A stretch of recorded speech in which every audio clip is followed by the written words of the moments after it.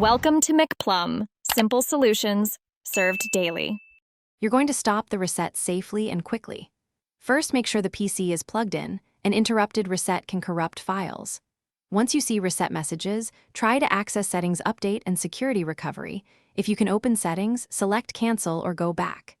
If Settings won't open, press Ctrl plus Alt plus Del to reach Task Manager. Hold steady. You're preventing a forced reinstall, so act now but avoid powering off mid-write unless necessary.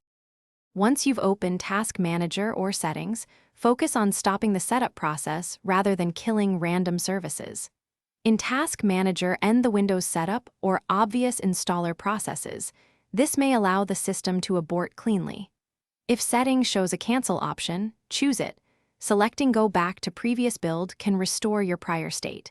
If the UI is frozen, do a controlled restart from Ctrl plus Alt plus Del or Start. After stopping the reset, boot into Windows and run SFC and DISM to fix any partial changes.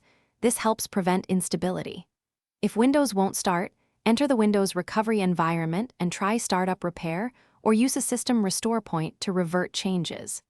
Make sure to back up critical files as soon as you regain access and create a recovery drive. This prevents stress if a future reset starts unintentionally.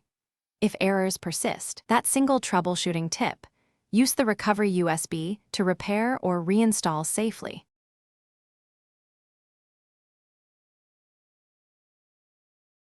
Thanks for watching. Stay juicy and subscribe.